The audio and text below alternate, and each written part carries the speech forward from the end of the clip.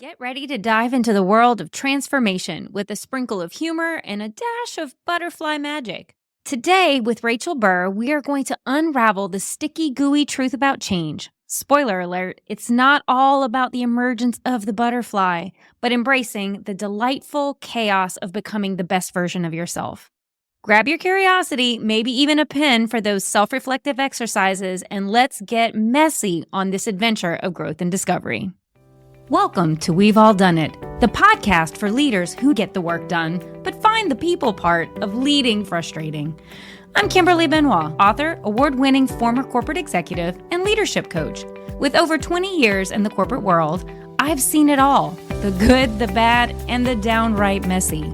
If you've ever avoided a tough conversation, played favorites without realizing it, or just wondered, why is leading people so hard? You're in the right place because we've all done it. This is your space for real talk, real solutions, and no judgment.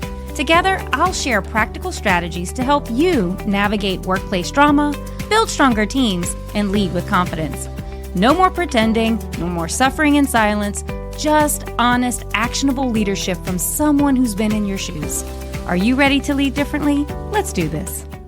Hey, everybody. So today's episode is going to be a lot of fun because we are going to dig into the dirty, nasty, gooey parts of transformation.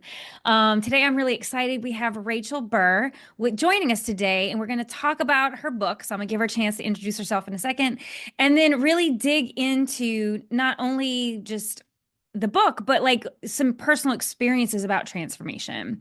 So Rachel, thank you so much for being here. Thank you so much for having me. I'm so glad to be here. I am happy to have you as well. So tell the listeners and the viewers, since we got both going on, tell them a little bit about you. What are the most important things you want people to know? The most important things. Well, let's start with the things everybody actually talks about. So, Rachel Burr, I'm an executive coach and people expert. So, mostly I work with leaders, I work with their teams to help them really step into the best versions of themselves. And the book itself is really about all of us as people stepping into the best versions of ourselves. But I like to say, even in my work, leaders are people first. So we're all people. We all bring that to our work or wherever we are. So I love that. My background's in psychology and organization development. So I get to bring all of that in terms of how people work, how we work together. And I get to bring that all to working with my clients. I was so happy when I met you, because I feel like so much of our backgrounds align. So, because I started in psychology and took it in very different directions than you. But we somehow have ended up in the same place about writing books about how do we help people show up as a better version of themselves. And from just very different angles though. And um, so first off, if for people out there, you have to go get the book. It is great. And so I kind of wanted to start with the things I'm loving about the book, which are one, you created an opportunity to talk about a very tough topic. Transformation is not easy. Change is Mm. not easy. But you've done it in such a miraculous way where it's so conversational. And I felt like I felt so seen because when I wrote my book, I wanted it to feel like a conversation. I didn't want it to feel like I was preaching at someone of like, this is what you do, step one, step two, step three. Because that's not how self-awareness and transformation happens. There's a graphic you have in there about how messy it is. And Mm. so talk to me a little bit about why you chose to go with that tone. Well, first of all, anybody who knows me will tell you it's basically having a conversation with me. It's my voice, it's definitely my humor. So, for anyone who's listening, this is a conversation with me. And when I do the audio, I will read it because nobody else can sound like this. And for me, that was a big piece of writing this book. There were books that I started to read where I could hear the author's voice before. I thought, oh, I have to write something very formal. I have to write something about Hmm. coaching and business and very serious. And transformation is serious. But one of the little clicks that I like to talk about in the books, or the little awakenings that I had along the way to transformation, along the way to writing this book, was that I could use my voice. In fact, that was critical. People will say when they're writing a book, well, what can I say that hasn't already been said? And I'm like, probably nothing. But it's your voice, it's how you bring it. And the thing is, our experience and how we talk about it can open it up to someone new who maybe hasn't been able to relate to that or hasn't seen Mhm. themselves in that.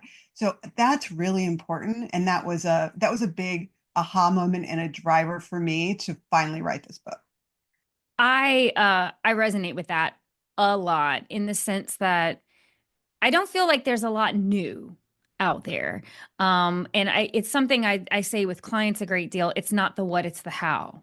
So Mm, how we do things is what can differentiate so much. And so I think for you, when transformation is not new, but you're talking about maybe a how that hmm will relate to somebody in a different way. Our hmm stories, people see what they need to see in other people's stories. And so I just really loved the how personal it felt that it was a conversation. I love the exercises. So I have something very similar in my book where it's like I didn't want you just to sit there and read. Like I wanted it to be an opportunity, while you're in there, like rumbling around as if we're having a cocktail and discussing the most challenging things about being human and being a leader and whatever, was how do we capture like lightning in a bottle? So, in this moment, as you're in this thought and in these feelings, how can we maybe generate some insight? And so, was that part of your thought about having that in there as well? Is that the people who are using this can kind of gain that insight from kind of that moment that you're with them? It's funny. This book originally started off as a self-help book in my mind, with narrative around my own life to support self-help. And what happened along the way is it basically got flipped on its head, which really is part of the transformation and embracing that mess in and of itself and being open to, you know, taking a hard turn or even a switchback along the way. As I was going through, it really for me is important that it's a choose your own adventure. So you can do whatever you want with this book. You can try the exercises as you go through. There are self-reflection questions. There are things to kind of think through. There's ways to take that out into your real life, or where the wild things are, as I like to call it. If you just want to think about it and reflect and come back, I've got some takeaways at the ends Hmm. of the chapters. And you know what? If you just want to read it and you want to laugh at me and my mistakes and my mess as you go through, then do that. It's totally up to you. And it's really important, I think, for transformation in this ways. We get to choose when and how we're ready to do that. I'm not here to tell you you have to go through transformation or you have to engage with change. I'm here to give you a playground. So you have a place that if you just want to start to mess around with your own mess, Yeah. then, do that. Like I said, I just loved it. There was so much about it. I was like, oh, this feels so good. This feels so familiar. Um, and because I want to make sure, because I don't know if we've actually said the title of the book, I've alluded to it, but it's Butterfly Goo. I almost said glue. Butterfly Goo, Cute. the down and dirty truth of transformation. Yes, So that's let's talk exactly right. about what transformation is. So I think like when we say the words transformation, what does that mean for you? Well, I think a couple of things are really important. And let me just talk a little bit about how I came up with the butterfly analogy. First of all, it's not a new analogy. Again, nothing new, right? And it's kind of that when we think about transformation, it is one of the easiest metaphors or examples for us to really relate to. It's beautiful. It's such a drastic difference, and therein lies the problem. We look at the butterfly as this beautiful thing, and it completely distracts us from the arduous nature of transformation, the reality of the step by step process that goes through it. So when you take the caterpillar and the caterpillar begins to spin, its cocoon, it goes into the cocoon and it completely dissolves, well, mostly dissolves into this green gelatinous goo. And then it starts to rebuild itself into a butterfly. What's important is that the caterpillar takes everything it needs into that cocoon to become a butterfly. It is not about turning it into something it's not. It already has that butterfly inside of it. Hmm. It's about bringing out the best in what it is. Well, one could argue that maybe caterpillars think they're the best. That's fine. Um, but for the transformational metaphor, we're going with butterfly. Yeah. And people make the mistake of, myself included. When I say people, I'm a people. So this is a really, representative example of my own experience. But we focus on the emergence when the butterfly comes out of the cocoon. They think that's the transformation, and it's not. That is the result of transformation. So for me, transformation is really about becoming the best of who we are, who we can be, based Hmm. on the core of who we are. And we all have different cores. It is not about turning ourselves into something we're not. It's about really stepping in to who we want to be and the life we want to have. Mm. I love the idea that transformation doesn't require you to take anything new.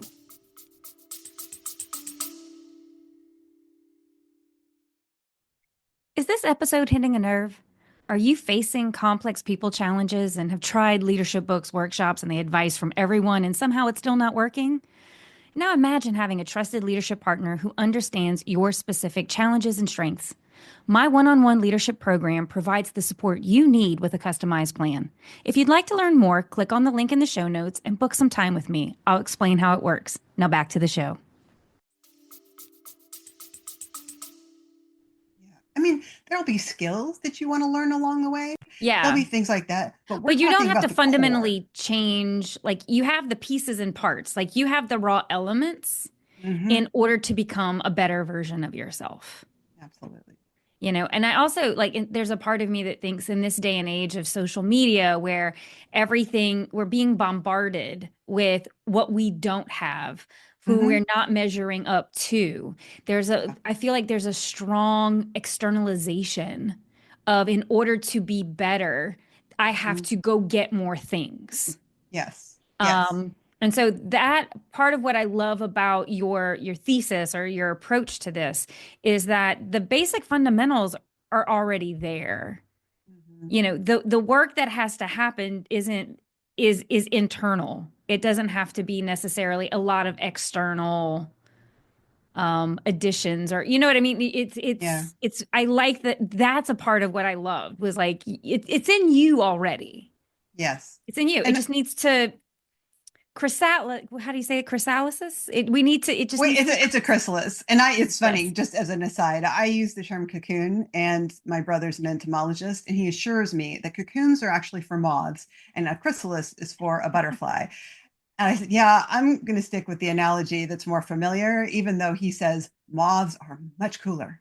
Oh my gosh. So, That's such a yes. brother conversation to Oh, have. yeah, yeah, I've had yeah. my brother on the show a couple of times. I love him to death, and our conversations usually have some kind of random thing like that in it. So I can appreciate that tremendously.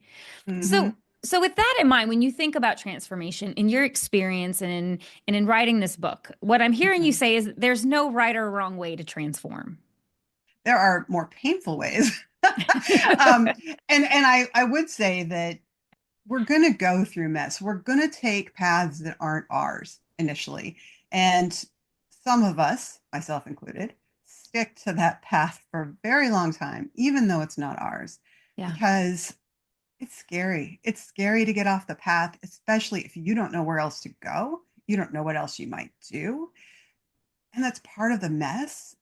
The important part is, and I quote Joseph Campbell in the book, but the idea is that if there is a path already laid out, it's not your path.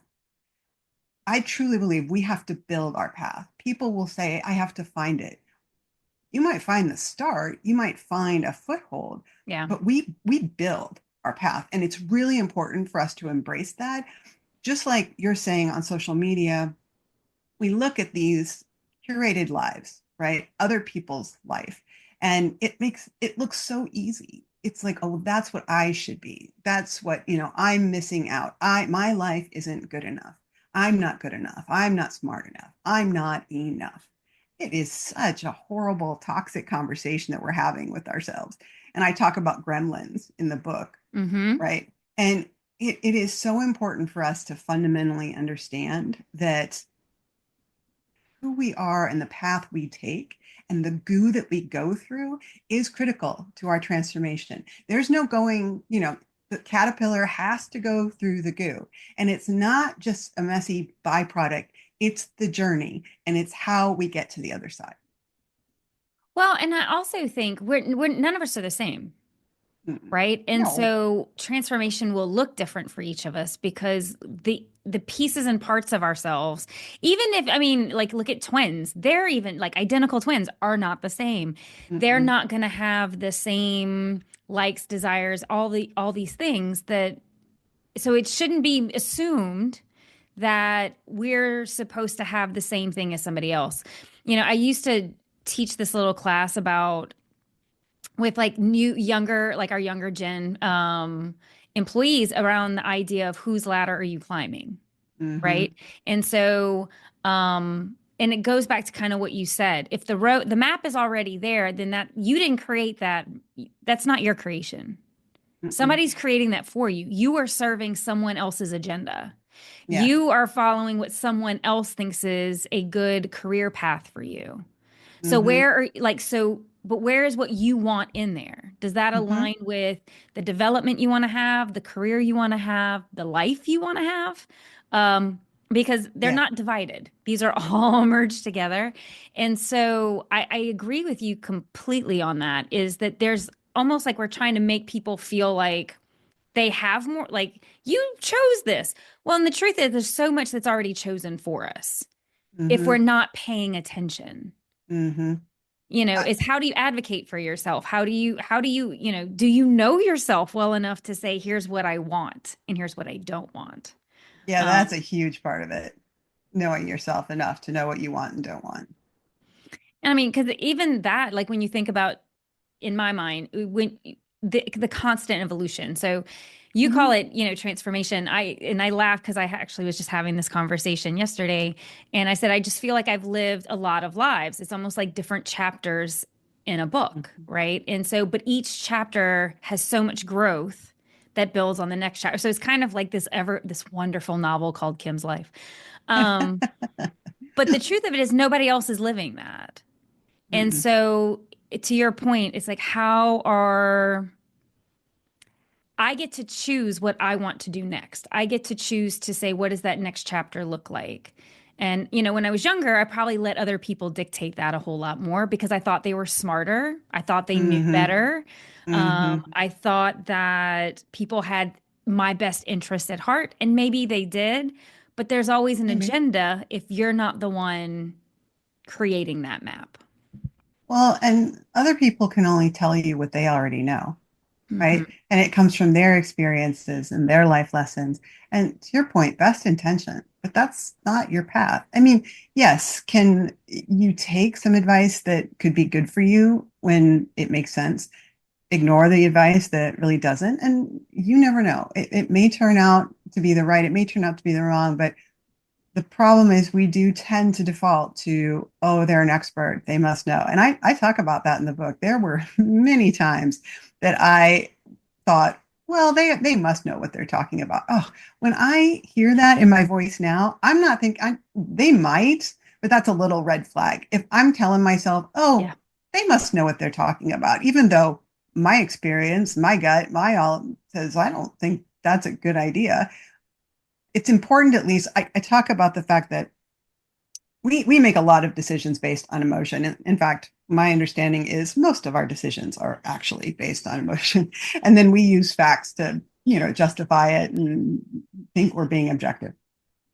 But that gut instinct is really important. And people, I think, I'm not sure what people think it is, but the way I look at it is that, we have this conscious thought process that we use, and then our brains are working in the background. They're kind of ticking and tying and putting things together outside of our consciousness. And so I think that gut is really tapping into the place that doesn't quite yet have access to our conscious awareness.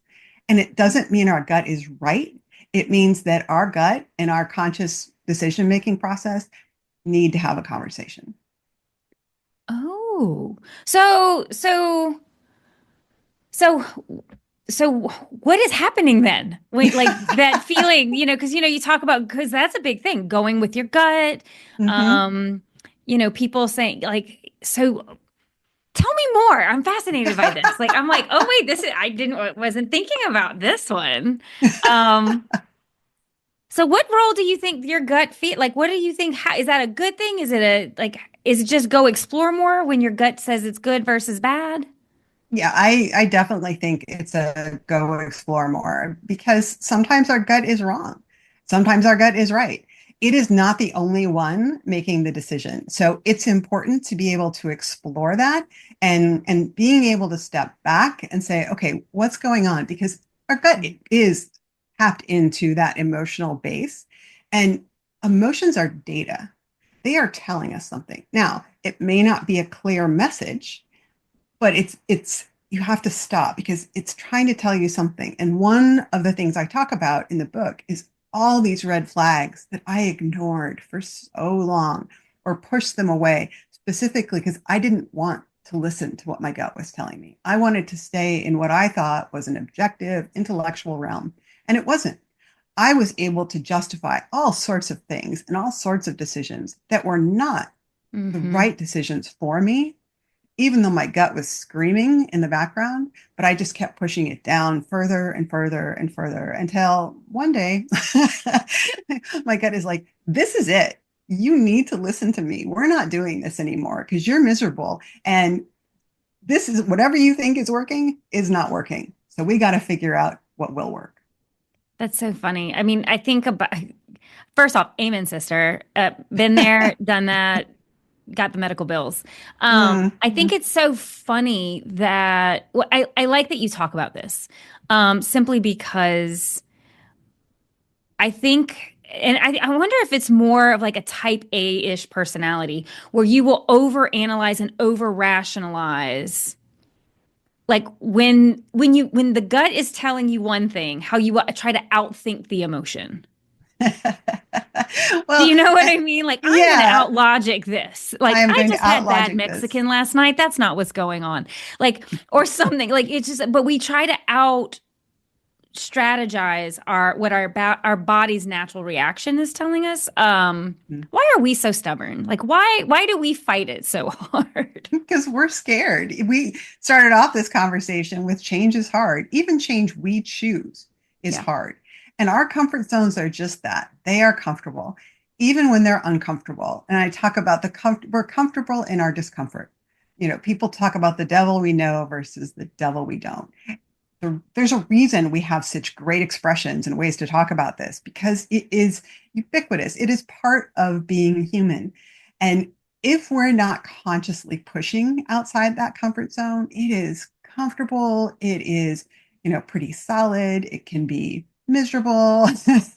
And I talk about, or I talk about the difference between I think change happens when the fear of the unknown is finally dwarfed by a looming dread of the Yeah. same. It's almost like the old, the physical scales where you have the little plates, and you can think about for a long time the fear of the unknown outweighs, and you can just feel the little, the additional pieces going on that dread of the same until finally something clicks and that and it's been that transformational process. It's been those little clicks all the way to that point, but there's some kind of tipping point. Oh, there's a thought coming to mind, because I think something else that sometimes holds people back from transformation is the idea of sunk cost. Oh, absolutely. right? Well, I've gone and I thought about this when I was reading about, even though you didn't say this in the book, but I was thinking like how I, in my life, that has kind of played out is I've invested so much time, so much Mhm. energy. I know this is probably not right, but I want to finish this out because I started it. Yeah. And whether it's because I don't want to feel, look, somebody think I'm a failure, I don't want someone to think I'm a quitter, or that I'm not good enough to finish XYZ out. um, how much sunk this concept of sunk cost. Like I've already put so much in, I need to write it out. Like I wonder how for how many people that plays a factor. So it's not necessarily the fear of change, but it's this other like they know the transformation needs to happen, the change needs to happen, Mhm. but it's this other weird little element of like how we convince ourselves, well, I can just write it out till the end. Like it's not that much longer. I can do another year of this and Yeah. then because then I will have met whatever little imaginary benchmarks we've created for ourselves. Yeah. I don't know. What do you, in your experience, is that a factor that you see that sometimes holds people back from embracing their transformation? Oh, yeah. I mean, I talk about in the book, I was like 8 years into trying to be a clinical psychologist. I mean, it is at that point, it's like, well, what else am I going to do? And people think I'm a failure, which, by the way, is fear. And, all of these things. And, oh, I just have to get through this. I just have to do this. I just have to do that. The sunk opportunity, the sunk cost. Yeah. What about the opportunity costs? Yeah. What are you giving up in that time? What are you losing out on that you can't see? We can see what we're going to lose out on if we quit. And by the way, sometimes we have to quit. And I talk about that too. It's like if you're doing X and you want to do Y, you may have to quit X to do Y. And Yeah. that is really hard, that piece of it. And to your point, we've been doing this for so long, and I think also we kind of delude ourselves that if we can just get through this part of it, then it'll be good. Then we'll be happy. And yet there's all this opportunity cost with in that time, what could you have been doing? What could you have done that would have actually gotten you someplace you want to go instead of just getting you mired deeper and deeper in that gooey swamp of, you know, feeling stuck? Yeah. I, you're right. It is a ton of fear. I liked that you called them the gremlins, right? Yeah. Because it's this narrative that like will do everything possible to kind of keep you where you are or Yeah. convince you of something that you don't want to do. I love that you call them the gremlins because it feels very accurate for fighting the narrative that's not necessarily real. Um, No. and it's so funny because sometimes like in my circumstance, when I finally came out on the other side of the narrative and just Yeah. decided to make the change, it was so shocking to me how supportive people were. Yeah. Yeah. It was the opposite of what the gremlin or this negative narrative I had in my head actually was. It was very different. And I just remembered thinking, I wish I'd have known I had this kind of support. Like, how did I not see it Yeah. before? And I think that's part of the gremlin component is like I think Yeah. we don't always see what's there because our stories may only have us looking for the pieces that validate the fear. Yeah. Um, but yeah, I just remembered thinking on the other side of it being, wow, well, look at all this support. Like everybody else knew I was on the wrong path.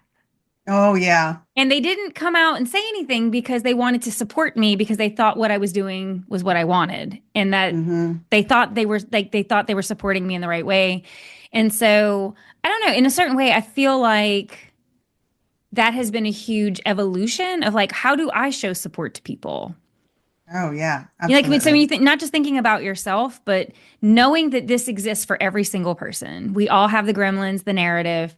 How do we show up and support people, particularly when we know that they are maybe not in the right place themselves?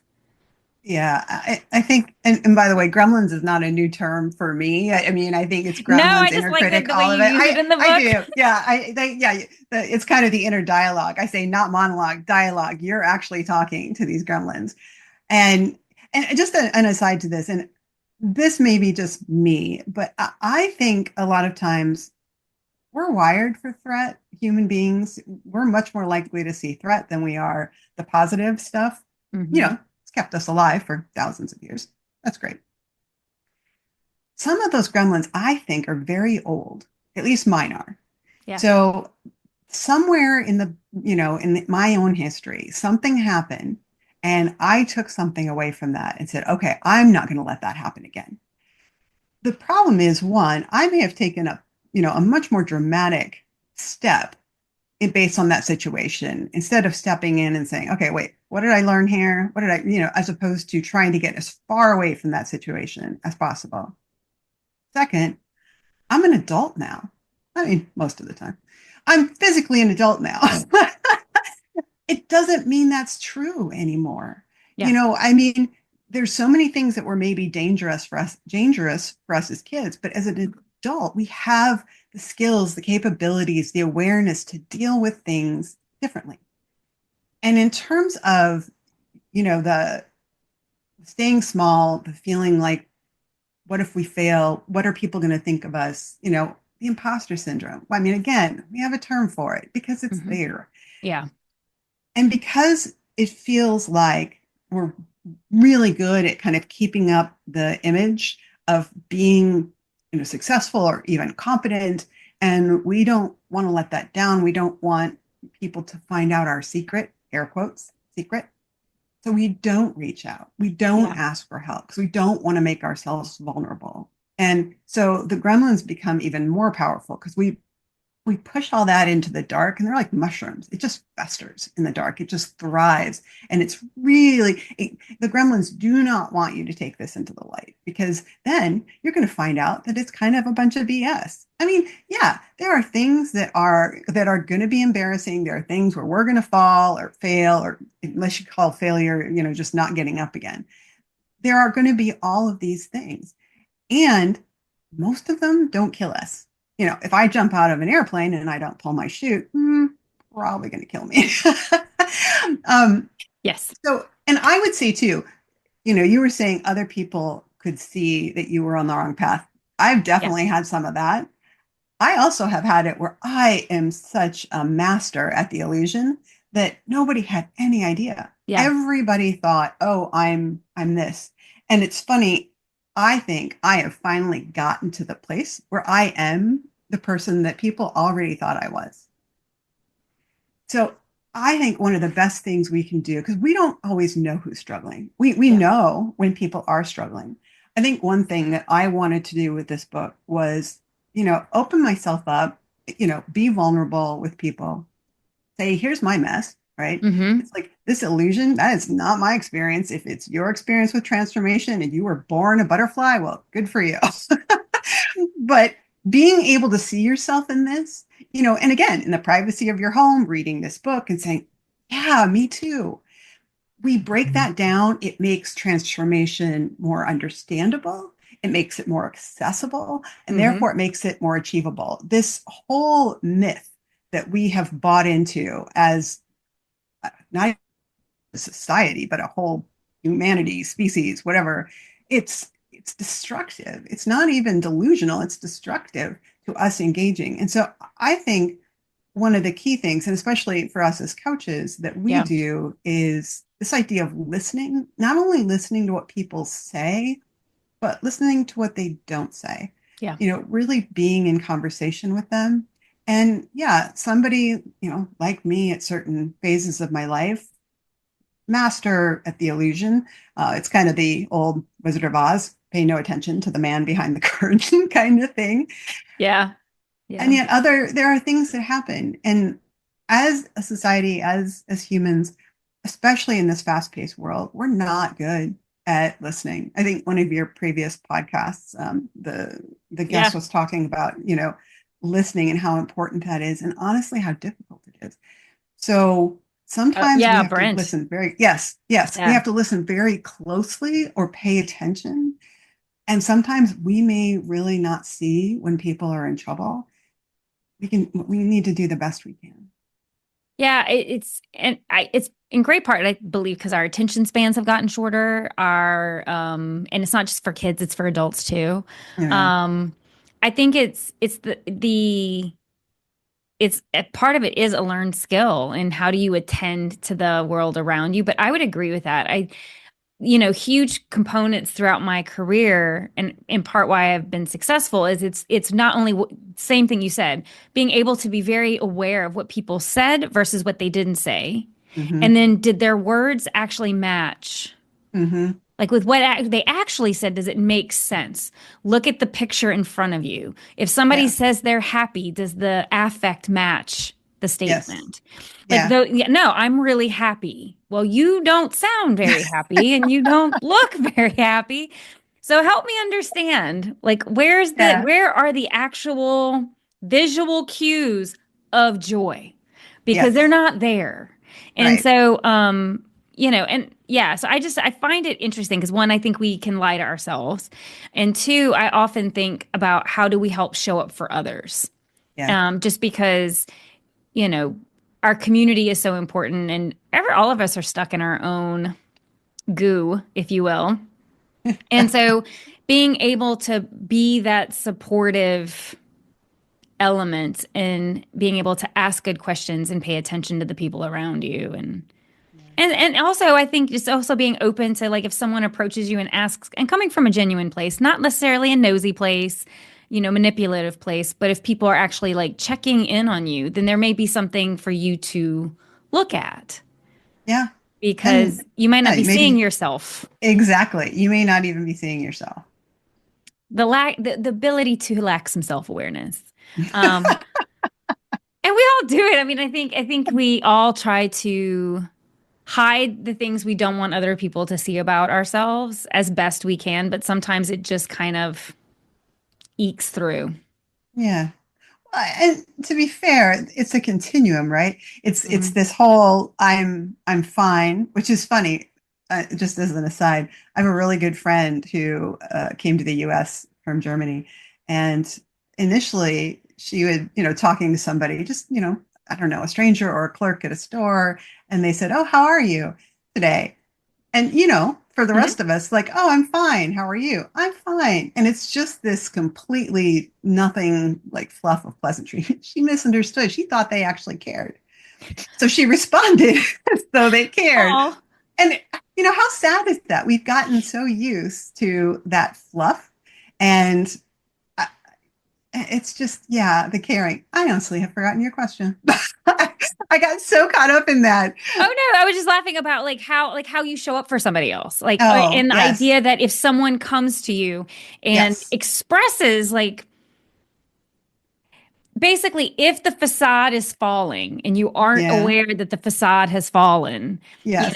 if there is or if there are people in your life showing up with concern, genuine concern and Yeah. care, that may be an opportunity to evaluate the story you're telling yourself and what Yeah. you're doing and why, and really like ask some deep questions about what you're doing, why are you doing it, and is this where you're really supposed to be?